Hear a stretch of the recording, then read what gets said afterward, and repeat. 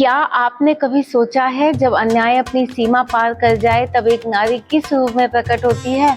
आज हम सुनेंगे माँ दुर्गा की महाशक्ति से भरे उस चतुर्थ अध्याय को, जहाँ असुरों की विशाल सेना के सामने देवी एक सेना नहीं बल्कि स्वयं शक्ति बनकर उतरती है।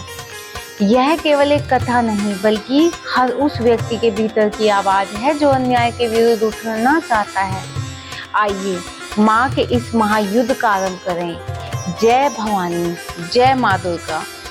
चलिए आरंभ करते हैं चौथा अध्याय। इंद्रादि देवों द्वारा देवी की स्तुति गान।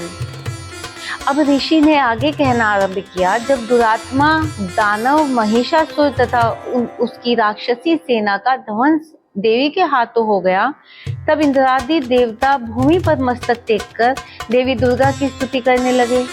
हर्षातिरेक के कारण उनके सुंदर अंगों में रोमांच हो रहा था। देवताओं ने कहा, आपका स्वरूप ही सब देवों की शक्ति है।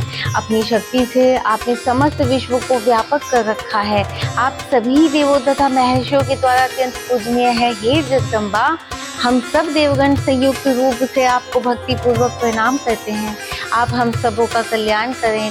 जिन देवी के अतुलनीय प्रभाव तथा उनके विक्रम का वर्णन करने में भगवान शेषनाग, ब्रह्मा और शिवजी भी अपने को सर्वथा समझ पाते हैं, वे ही भगवती चंडी का संपूर्ण जगत का पालन एवं अमांगलिक भय के निवारणार्थ उपाय करें। जो धर्म तत्पर पुरुषों के ग्रह में लक्ष्मी रूप में, दुरात्माओं के यहाँ लक्ष्मी रूप में, विशुद्ध अंतःकरण वालों के हृदय में स्थित बुद्धि रूप में, सज्जनों में श्रद्धा रूप में तथा कुलीनों में लज्जा रूपनी बनकर निवास करती है, उन महामाया भगवती दुर्गा को हम सब नमस्कार करते हैं। देवी, आप संपूर्ण विश्व का पालन करें। आप इस अचिंतनीय रूप असुरों के विनाशक शौर्य तथा समस्त देवासुरों के सामने उत्पन्न हुए अद्भुत चरित्र का वर्णन नहीं कर सकते। सृष्टि की उत्पत्ति में आप ही कारणभूत हैं। आप ही तीनों गुण तत्व रज और तम विद्यमान है। तथापि आपका संसर्ग दोषों में नहीं होता। आपके महत्व को भगवान विष्णु और शिवजी भी नहीं जान सकते। इस चराचर जगत की उत्पत्ति आपके ही अंश से हुई है। आप ही समस्त प्राणियों के लिए आधार स्वरूप हैं।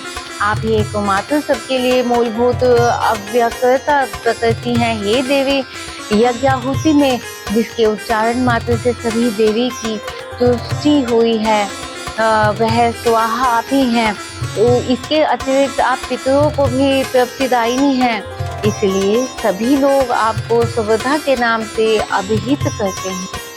हे देवी, आप ही पराविद्या हैं, जिससे निवारण प्राप्ति, अचिंतनीय महाव्रत स्वरूपता, संपूर्ण दोष रहित्यता, जितेंद्रियता एवं तत्व की सारिता प्राप्त है, तथा जिसकी उपलब्धि के लिए समस्त मुनिजन निरंतर अभ्यासशील रहते हैं। आप ही शब्द स्वरूप अत्यंत निर्मल ऋग्वेद, यजुर्वेद तथा उद्गीत, एक प्रकार का वेद गान जो छंद के रूप में गाया जाता है, के मनोहर पाठ से युक्त पदबद्ध रूप से सामवेद का आधार हैं। आप ही देवी तीनों वेद और छहों ऐश्वर्या से युक्त भगवती हैं। सृष्टि की उत्पत्ति एवं पालन के निर्मित आप ही वार्ता, कृषि एवं आजीविका के रूप में प्रदुभूत हुई हैं। आप ही इस जगत में के कल्याण कष्ट की नासिका हैं। हे देवी, संपूर्ण शास्त्रों के तत्व ज्ञान की प्राप्ति के लिए आप ही मेधा शक्ति हैं। इस दुस्तर भव सागर में तारने वाली आप ही नौका स्वरूपनी दुर्गा देवी हैं। आप ही सदैव अशक्ति से रहित हैं। आप ही कैटम्ब दानव के शत्रु विष्णु भगवान के वृक्ष में निवास करने वाली तथा शिव द्वारा आदर प्राप्त गौरी देवी भी हैं। आपके मुखमंडल मधुर हास से पूरित स्वच्छ पूर्ण चंद्रबिंब के समान और उत्तम स्वर्ग के मनोहर आभा से अलंकृत हैं। फिर भी आपके इस अनुपम रूप राशि को देखकर राक्षस महिषासुर ने क्रोधविष्ट होकर आप पर आक्रमण कर दिया। यह अत्यंत आश्चर्यकारक घटना है। हे देवी, जब वही मूर्खाकृति क्रोधपूर्ण मुद्रा में उदयकालीन चंद्रमा के समान रक्ताभ तथा बक झुकुटी के कारण भीषण हो उठी तब महिषासुर के प्राण सहसा क्यों नहीं निकल गए? यह बहुत ही आश्चर्यजनक बात है, क्योंकि क्रोध यमराज के सम्मुख ऐसा कौन जीवधारी है जो प्राण धारण के समक्ष हो सके? हे परमात्मा स्वरूपा देवी, आप प्रसन्न हो।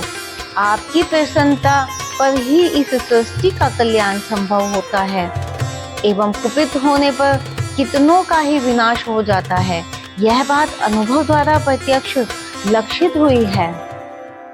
महिषासुर की विशाल वाहिनी अपने क्रोधानल में पड़कर क्षण भर में ही भस्मीभूत हो उठी। आप सदैव ही अभ्युदय कारिणी हैं। जिन लोगों पर आपकी कृपा दृष्टि रहती है, वे ही देश तथा समाज में सम्मानित, धन धान्य से पूरित तथा ख्याति प्राप्त के भाजन होते हैं। उन लोगों का धर्म कभी शिथिल नहीं होता तथा वे ही अपनी भार्या, पुत्र एवं अनुचरादि के साथ रहकर जगत में धन्य होते हैं। हे देवी, आपके कृपा कटाक्ष के द्वारा धर्मप्राण लोग श्रद्धान्वित होकर सदैव धर्म कार्य में तल्लीन रहते हैं, जिसके फलस्वरूप उन्हें स्वर्ग लोक की प्राप्ति होती है। इसलिए निश्चय ही आप त्रिलोक को अभिलाषित फल देती हैं। हे माँ दुर्गे, आपके स्मरण मात्र से ही जब जीवों के भय का निवारण होता है, स्वस्थ व्यक्तियों द्वारा आपका ध्यान किए जाने पर आप उन्हें शुभप्रद बुद्धि देती हैं। दुख, दरिद्र और भय हरणी देवी, आपका चित्त सदैव परोपकार से द्रवित रहता है। आपके समान इस जगत में दूसरा कोई नहीं है। हे देवी, जो दानव नरकगामी बनने के लिए अनंत काल तक दुराचार करते रहे, उन्हें वध के बहाने स्वर्ग प्राप्ति कराने तथा संसार को दुखी से सुखी बनाने के हेतु ही आप उनका संहार करती हैं। आप अपने शत्रुओं पर शस्त्र क्यों उठाती हैं? आप में अपने दृष्टिपात से ही समस्त दानवों को भस्म करने की शक्ति है। फिर भी आप ऐसा न करके युद्ध स्थल में ही उनका वध करती हैं। इस बात में कोई भेद अवश्य ही छिपा हुआ है। यह भेद अनुमानतः यही होगा कि वे सब दानव मेरे शस्त्र स्पर्श द्वारा पवित्र होकर स्वर्ग लाभ करें। इस प्रकार उन पाप आत्माओं के प्रति भी आपके उत्तम विचार रहते हैं। उन राक्षसों की आंखें खड़ग की भयंकर चमचमाहट और त्रिशूल की घनीभूति दीप्ति से चकाचौंध हो जाने पर भी प्रकाश रहित नहीं हुई, क्योंकि वे सब आपके आनंदप्रद मुख चंद्र को निहार रहे हैं। हे देवी, आपका शील दुरात्माओं से अनीतिकर व्यवहार का निवारक है। आपका स्वरूप अचिंत्य और अतुलनीय है। आपकी शूरता देवता का सहारक है। इस प्रकार आपने सदा ही अपने शत्रु पर कृपा दृष्टि रखी। हे वरदात्री देवी, आपके शौर्य की समानता कहीं भी नहीं हो सकती। शत्रुओं को त्रस्त करने वाला ऐसे मनोरम रूप अनंत कहाँ दिखाई पड़ सकते हैं। हृदय में कोमलता एवं युद्ध स्थल में निष्ठुरता, ये दोनों बातें एक साथ होने का भाव आपके अतिरिक्त त्रिलोक्य में कहीं नहीं दिखाई पड़ता। हे जगदम्बे, शत्रुओं का वध करके आपने उन्हें अमर तत्व प्रदान किया है। उन लोगों द्वारा हम सबों को मिलने वाला त्रास भी दूर किया है। इसलिए हम सभी को का आपको नमस्कार है। हे देवी, आप शूल के द्वारा हमारी रक्षा करें। हे अंबिके, आप अपने खड़क, घंटा ध्वनि और धनुष की टंकार से मेरी रक्षा करें। हे चंडिके, आप चारों दिशाओं पूर्व, पश्चिम, दक्षिण और उत्तर में अपने त्रिशूल को घुमाकर मेरा परित्राण करें। त्रिलोक्य में आपके जो परम मनोहर एवं भीषण रूप दृष्टिगत हो रहे हैं, उनके द्वारा आप हमारी तथा भूतल की रक्षा करें। हे जग अंबिके, आपके कर कमलों में शोभित होने वाले खड़ग, शूल, गदादि जो भी आयुध हों, उन सभी के द्वारा आप हम सभी का रक्षण करें। तब इसके बाद ऋषि ने कहा, इस तरह जगन माता की समस्त देवगणों ने समवेत स्वर में स्तुति की तथा नंदन वन, इंद्रपुरी का बगीचा के दिव्य पुष्पों तथा गंध चंदन आदि के साथ उनकी पूजा की। तत्पश्चात देवों ने दिव्य धूपों के सुवास से उन्हें सुवासित किया। देवी ने हाथ जोड़कर नमस्कार करते हुए उन देवों से कहा, देवी ने कहा, हे देवगण, तुम लोग मुझसे अपना इच्छित पदार्थ मांग लो। देवी की ऐसी बात सुनकर देवों ने कहा, हम लोगों की संपूर्ण आकांक्षाएं देवी की कृपा से पूर्ण हो चुकी हैं।